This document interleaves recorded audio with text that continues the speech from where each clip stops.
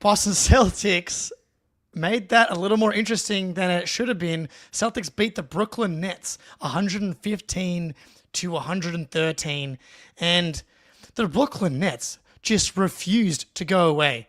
20 from 46 from three, 43.5%.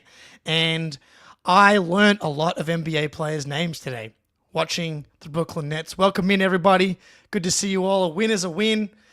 Latvian Moses has returned. The unicorn saved us today. And the schedule loss was beaten, yes. Beautiful, beautiful win. There are no such things as bad wins in the NBA, so we will take it. And this was a classic. Like, Celtics went up 20, they kind of stopped trying, and the Nets also took advantage of that by going completely nuts from the 3-point line. Like, Zaire Williams, 4 from 7 from 3. Keon Johnson, Jalen Williams, not going to pretend that I knew who that was. Maxwell Lewis, not going to pretend I knew who that was. Maxwell Lewis, 6 for 7, 3 for 3 from 3. Everybody was going completely nuts from the 3-point line.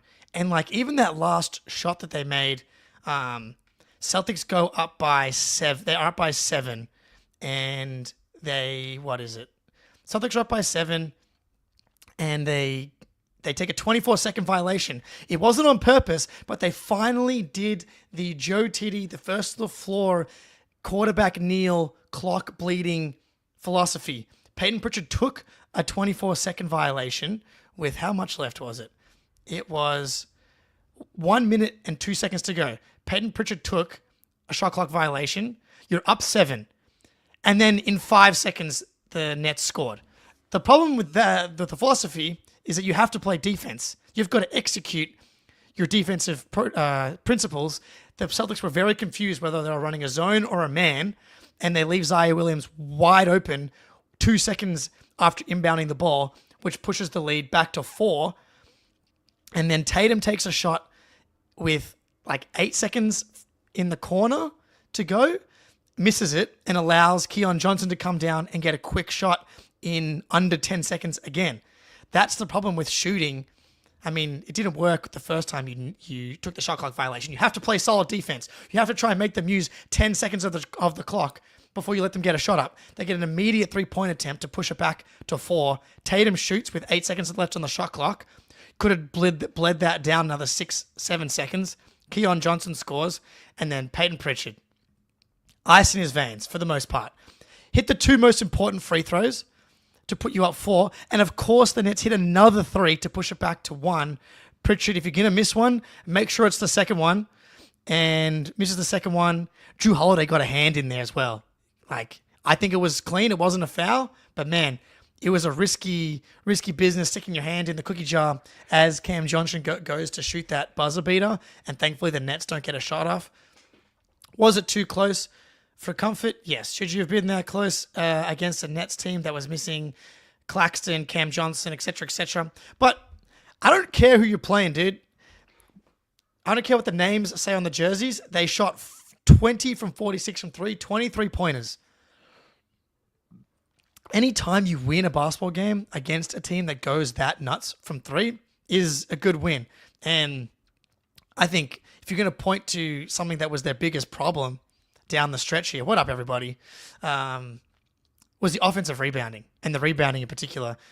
The Nets have 18 offensive rebounds. The Celtics had 13 themselves, which is way over their normal number, but 18 is way too much. And Day'Ron Sharpe, a favorite of this first to the floor Discord, who people wanted us to trade for him at the trade deadline, and maybe I was wrong. Maybe the guy that could pull down 16 rebounds, 10 offensive, 5 assists. He did go 4 for 10 from the field. I think he has some trouble putting the orange ball in the basket. But that was insane. Insane, and could not grab a rebound to save our lives. Kristaps Porzingis only with 2 rebounds. I think Day'Ron Sharpe must have stolen all of his boards. But hey, I think the story of the game, the unicorn is back. Kristaps Porzingis returns after a 2-week absence. I think he missed 8 straight games with a mysterious illness. I don't think we heard on the broadcast what exactly he was dealing with. Maybe we'll hear a little bit about it in his post-game press conference. But First game back, 24 points on 16 shots. Didn't collect pretty much any other stats. 2 rebounds, 0 assists, 0 steals, 1 block. Thought the defense was pretty solid. He led the team in plus minus. Like, I thought the offense was like stuck in the mud a fair bit tonight. Part of that I think had to do with Tatum, who, despite having another stinker, 20 points on 19 shots, not very efficient, but 8 rebounds, 8 assists, only 2 turnovers, even though it felt like 5 turnovers. But I thought KP really settled things down when we needed buckets, man. And we got back to the mid-range. Beautiful little short roll from Drew Holiday. Short roll, pop, mid-range jump shot, nothing but net. But the poster was awesome. Roll, bang, I think it was on Daron Sharp, and we get the Latvian stare down into the crowd.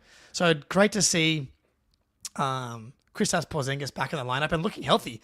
Like, they said that he had a minutes restriction. He played 31 and a half minutes. Like a big minute game for a KP for his first game back. And I didn't think that he necessarily looked gassed at any point. I didn't notice him looking especially tired.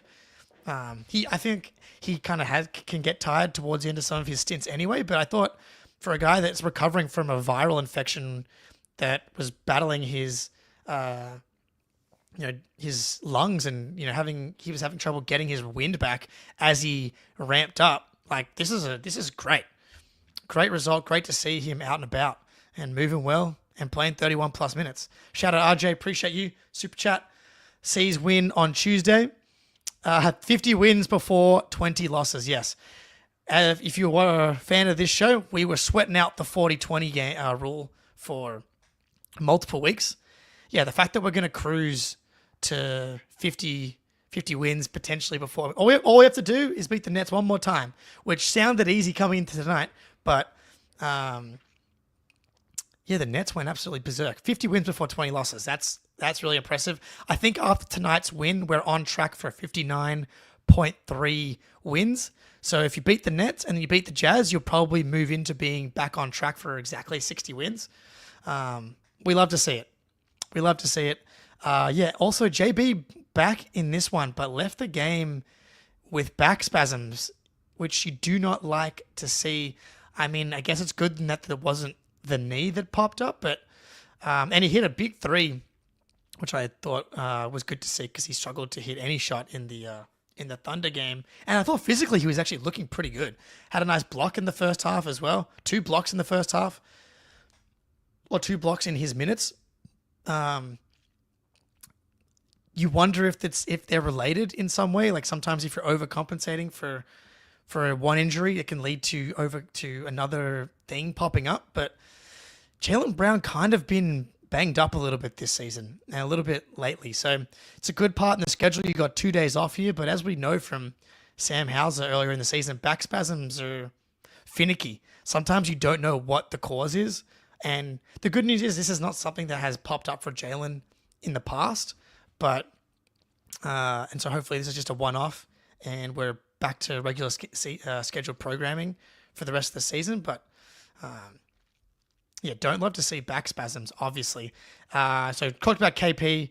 So good to see him back in the lineup and just incredibly efficient right off the bench. Seeing him get to the line got us into the bonus in the fourth quarter with like 8 minutes to go. The grift was back. Tatum, stinker. Kind of mentioned that. Team worst, minus 15. Do not see that very often. I'm willing to let him off the hook, but these are the games where it's just like, if you're going to play. It's cool. We love that you play all these games, but if you're going to play all these games, like if you play 76 games and 6 to 7 of them, you're going to play at like 50% capacity, you may as well just rest those games as well. Or at least rest half of those games, because you're a detriment to the team and you're a detriment to your own numbers, really. Like, you're hurting your own MVP case and first team All-NBA case by having games like this, and he got away with it yesterday in the Miami game because he was able to make a couple of threes. But tonight, 1 for 7. The only one that he did make today was the one that he banked. But, he was fine. While you're here, hit the like button. Just move that finger a little bit over. Hit the button. But, JT's been so good this season and been awesome in every big game. So I'm not going to get too upset, but just take a night off. I understand that there may be a kid in the crowd that has a Christmas present on the line, but I promise you, if a 7-year-old or 8-year-old is going to an NBA game, they're going to have an awesome time regardless of whether or not Jason Tatum is playing. Drew Holiday, coming off his best game of the season probably, followed that up again, I thought with a very good game, but not the efficient scoring game still. Had 11 points on 12 shots, not efficient, but 12 assists, 4 offensive rebounds, 2 steals, 2 blocks. I thought his overall game was awesome. Great passing game with no Derek White out there tonight. You needed someone else to take some of that ball handling, decision-making responsibility. And this is why this team is so good. Not only is he one of the best fifth option in the NBA, probably, he can scale up and be your secondary ball handler and give you 12 assists and drive a lot of the offense. He was awesome tonight. I was wondering if he was going to lead the team in plus-minus, but KP actually led the team, plus 13. Which we love to see that. And just great to see Drew play 38 minutes tonight and look quite healthy. And now you get 2 days off. Get him back on the Horford program. So now we're down to 13 games to go. I think we've kind of, knock on wood, we've got, the Horfords starting to ramp up. We've got the Drew Holiday starting to look good physically. Jaylen Brown is the last one. You want to see him get right. In the last kind of 10 to 12 games here. More Baylor Shireman minutes. Hit a 3. Love to see that. 10 minutes for Baylor. I would have liked to see a bit more. Joe is insistent on sticking with double big lineups, which I like. I like the double big lineups. I do not like the double big lineups when you go Cater and Luke. It's just you're asking a lot of the people that are out there. You're asking a lot of Luke. And obviously KP getting right. Well, it looks like KP's already right. He does tend to have a knack for as soon as he comes back to looking good straight away. But yeah, Baylor, I would have liked to see him get a few more minutes. Like, Cater only played 13, felt like 26. I know I shouldn't harp on Cater because he's just, he's your fourth center. But I feel like you're setting him up to fail by putting him out there with non-shooting big like Cornette. Like, just give the minutes you're doing double bigs to either Shireman or Walsh or Craig. Please. But Joe clearly believes in the double big lineup and wants to get the team reps in a variety of different looks in case they need to go to it in the playoffs. And I pray to the Lords that we do not see Cater in any playoff game unless we're up by 25 plus in the fourth quarter.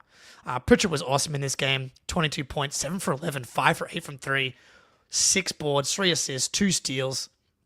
Monster game. I mean, I thought this was a classic Pritchard spot coming in.